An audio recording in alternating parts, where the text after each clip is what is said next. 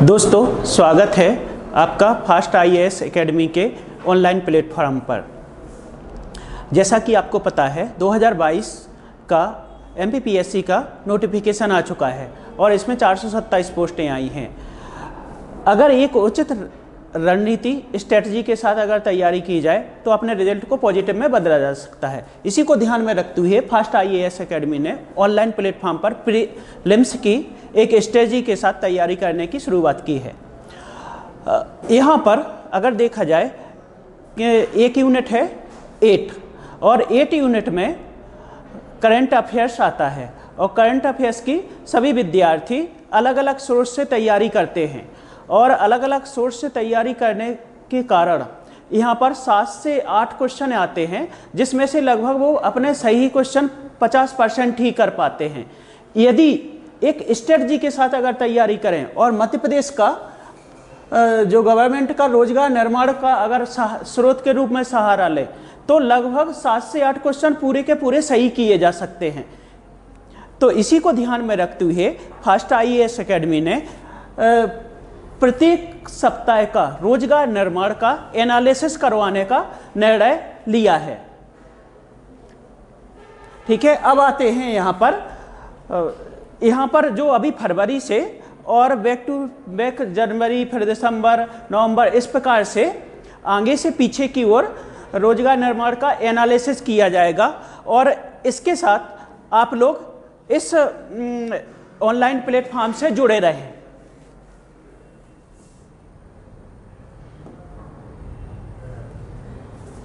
इस बार लेंगे जो 20 फरवरी 2023 का रोजगार निर्माण, जिसमें जो इन्फॉर्मेशन रहेगी 20 जनवरी 2 फरवरी से 26 फरवरी तक की इसमें न्यूज रहेगी।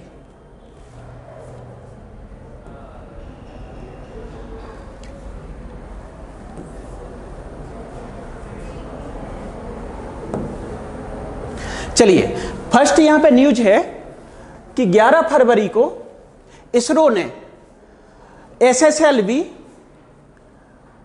D2 के जरिए श्रीहरिकोटा से 3 उपग्रहों को उनकी कक्षा में स्थापित किया। अब वह 3 उपग्रह कौन कौन से थे?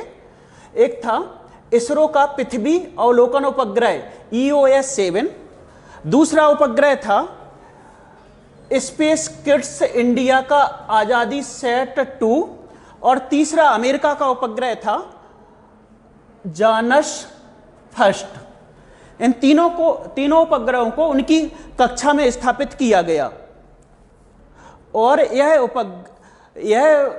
जो मिशन 2023 का फर्स्ट मिशन था इसरो का। ठीक है, अब इसके बाद आते हैं नेक्स्ट पॉइंट पर कि अभी हाल ही में G20 की एग्रीकल्चर मीटिंग कहाँ पे हो रही है? इंदौर में। और इंदौर में एग्रीकल्चर मीटिंग तो हो रही है, इसमें मोटे अनाजों को प्रिपेयर किया जा रहा है, उसके बने व्यंजनों को अंतर्राष्ट्रीय स्तर पर प्रसारित किया जा रहा है। ठीक है, इसके बाद नेक्स्ट पॉइंट पे आते हैं।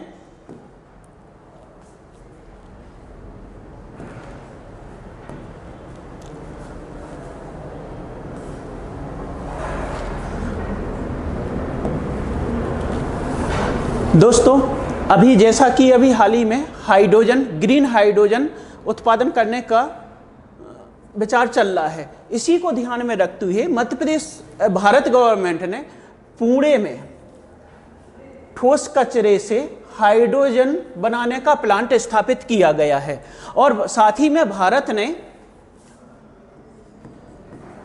ग्रीन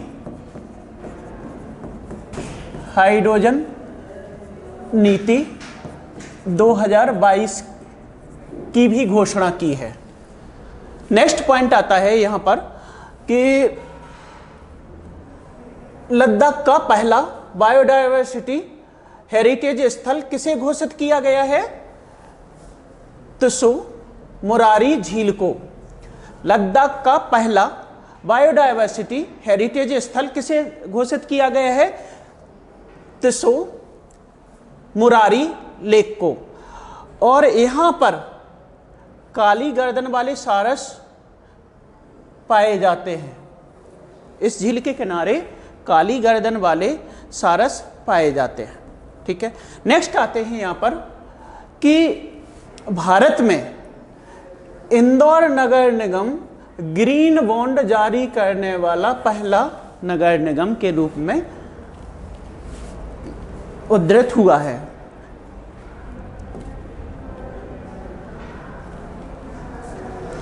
नेक्स्ट पॉइंट यहाँ इंपॉर्टेंट है, राजा राममोहन राय चूंकि भारत में पत्रकारिता के जनक माने जाते हैं और अतः राष्ट्रीय राजा राममोहन राय पुरस्कार पत्रकारिता के क्षेत्र में दिया जाता है और इस वर्ष का किसको दिया गया है? AB के प्रसाद को इस पुरस्कार के लिए चुना गया है। नेक्स्ट यहाँ पे पॉइंट इंपॉर्टेंट है कि समीका रवि जो महिला हैं और यह भारत की आर्थिक सलाहकार परिषद की सदस्य बनी हाल ही में। ठीक, इसके बाद अभी जैसा कि आप लोगों को पता है कि लिथियम के भंडार कहाँ मिले हैं? जम्मू कश्मीर के रियासी जिले में, और जम्मू कश्मीर के रियासी जिले में भारत का एंथ्रासाइड कोयला भी प्राप्त होता है। कौन सा? एंथ्रासाइड कोयला जो कि सबसे उच्चतम किस्म का कोयला होता है। तो जम्मू कश्मीर के रियासी जिले में एंथ्रासाइड प्रकार का कोयला भी प्राप्त होता है और अभी हाल ही में इसके लिथियम के भंडार कहाँ पे मिले हैं, यानी अवशेष कहाँ पे? जम्मू कश्मीर में मिले हैं। नेक्स्ट यहाँ पे पॉइंट है जो बहुत इंपॉर्टेंट है, भारत चीनी उत्पादन की दृष्टि से विश्व का प्रथम देश बना तथा उत्पादन के साथ साथ, प्रोडक्शन के साथ साथ उपभोक्ता में भी वह प्रथम है और अभी हाल ही में इसने ब्राजील को पीछे छोड़ा है। इसके साथ दूसरा सबसे बड़ा निर्यातक भी बनकर उभरा। ठीक है, यहाँ पे इंपॉर्टेंट है कि भारत दुनिया में चीनी का दूसरा सबसे बड़ा निर्यातक देश है, उत्पादक और उपभोक्ता के मामले में वह प्रथम स्थान प्राप्त किया है। इसने अभी हाल ही में ब्राजील को पीछे छोड़ा है। नेक्स्ट पॉइंट आते हैं, भारतीय चावल कांग्रेस का दूसरा आयोजन कहाँ पे हुआ है? अभी कटक में। और दूसरा यहाँ पे पॉइंट है कि राष्ट्रीय चावल अनुसंधान संस्थान नेशनल राइस रिसर्च इंस्टीट्यूट भी कटक में ही है और यह कटक कहाँ पे? उड़ीसा में अवस्थित है। ठीक है, यहाँ पर नेक्स्ट पॉइंट पे आते हैं,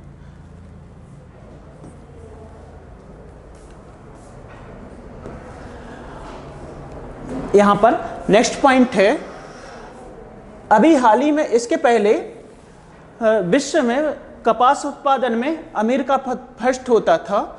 2022 में भारत ने विश्व में सबसे ज़्यादा कपास उत्पादक देश के रूप में उभरा है और साथ ही में अभी 2023-24 के बजट में श्रीमती निर्मला सीतारमण ने ही कपास उत्पादन पर विशेष बल देने की बात कही है। तो पूछा जा सकता है कि 2023-24 के बजट में किस फसल के उत्पादन की बात की गई है? गेहूं, चावल, कपास या सोयाबीन? तो कपास उत्पादन की बात कही है। नेक्स्ट यहाँ पे पॉइंट इंपॉर्टेंट है कि अभी आप लोगों को पता है महिला T20 विश्व कप चल रहा है और इसकी जो कप्तान है कौन है? हरमनप्रीत कौर। और हरमनप्रीत कौर को प्यूमा इंडिया की ब्रांड एम्बेसडर बनाया गया है। वर्तमान में T20 विश्व कप की जो कप्तान है हरमनप्रीत कौर को प्यूमा इंडिया की ब्रांड एम्बेसडर बनाया गया है। इंपॉर्टेंट है। नेक्स्ट यहाँ पे आता है पॉइंट कि अभी ये जो भारत की एयर इंडिया कंपनी है उसने 500 विमान खरीदने की डील की है। वह किससे खरीदेगी? फ्रांस की एयरबस और अमेरिका की कंपनी बोइंग से 500 विमान खरीदेगी। ठीक है। नेक्स्ट यहां पे पॉइंट आता है कि मातृभूमि ऑफ द ईयर पुरस्कार किसने जीता? तो वो है डॉक्टर पैगी मोहन। और डॉक्टर पैगी मोहन की किस पुस्तक के लिए पुरस्कार प्राप्त हुआ है? तो वो है पुस्तक वंडर्स किंग एंड मर्चेंट्स। कौन सी पुस्तक है? Wonders Kings and merchants. उसके लिए वह मातृभूमि बुक ऑफ द ईयर पुरस्कार डॉक्टर पैगी मोहन को प्राप्त हुआ है।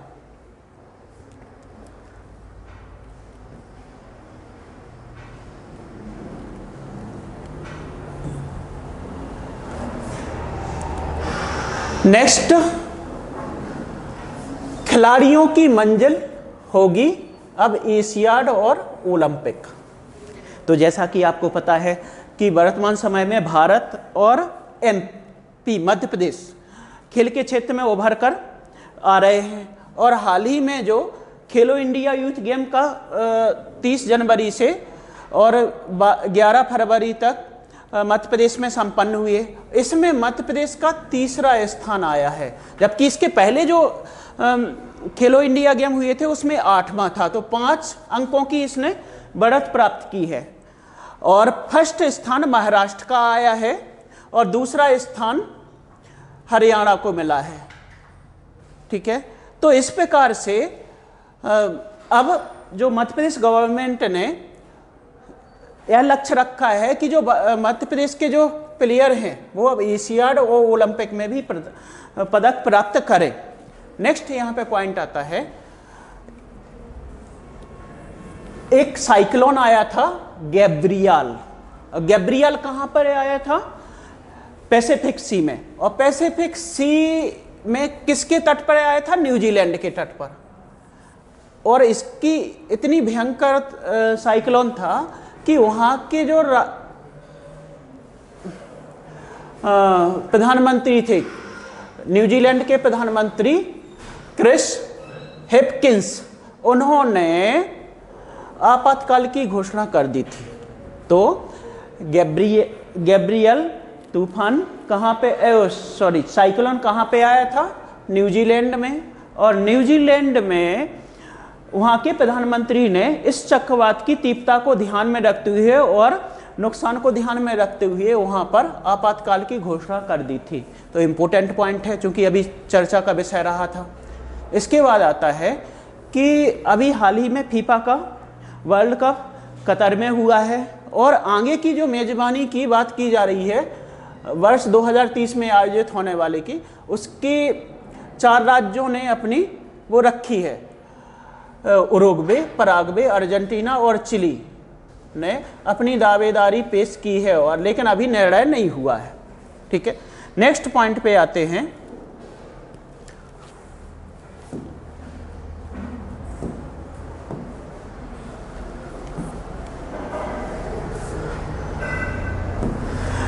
जिस प्रकार भारत में पुरुष आईपीएल प्रीमियर लीग होती है, उसी प्रकार भारत में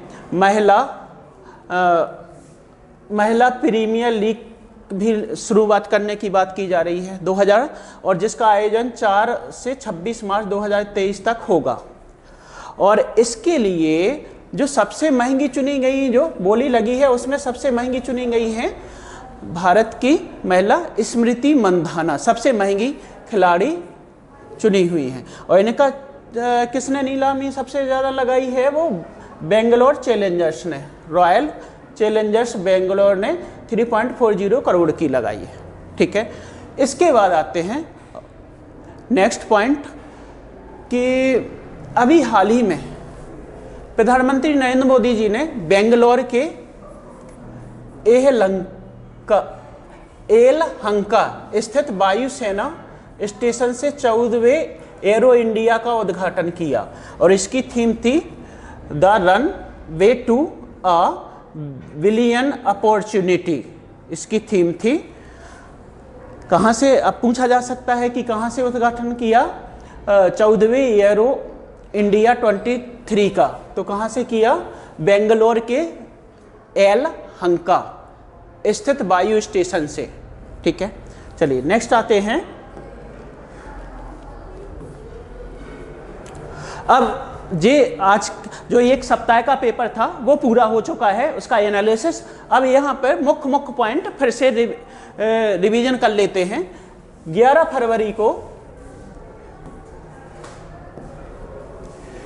फरवरी को इसरो ने SSLV-2 के द्वारा 3 उपग्रहों को उनकी कक्षा में स्थापित किया।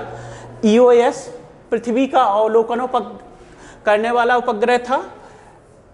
इंडिया का आज़ादी उपग्रह था SAT-2 और अमेरिका का था जानस फर्स्ट।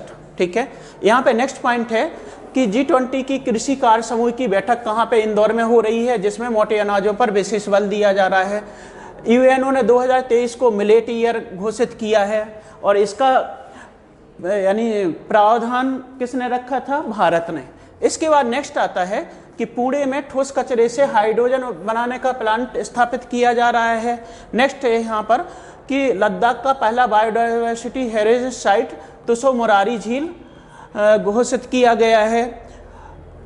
ग्रीन बॉन्ड जारी करने वाला भारत का प्रथम नगर निगम इंदौर बना। नेक्स्ट, राजा राममोहन राष्ट्रीय पुरस्कार जो पत्रकारिता के क्षेत्र में दिया जाता है किसको? ABK कामत को दिया गया है। प्रधानमंत्री के आर्थिक सलाहकार परिषद की सदस्य बनी है Shamika Ravi. Okay, thank you दोस्तों। ये आपने 20 फरवरी 2023 से लेकर 26 फरवरी 2023 तक का जो मध्य का जो पेपर था, साप्ताहिक पेपर रोजगार निर्माण, इसका एनालिसिस किया और आप लोगों ने इसके जो मुख्य पॉइंट हैं वो भी नोट कर लिए होंगे। ठीक है, इसी से आप लोगों को बहुत बहुत धन्यवाद और आगे के रोजगार निर्माण के लिए आप जुड़े रहिएगा फास्ट IAS एकेडमी के ऑनलाइन प्लेटफॉर्म पर।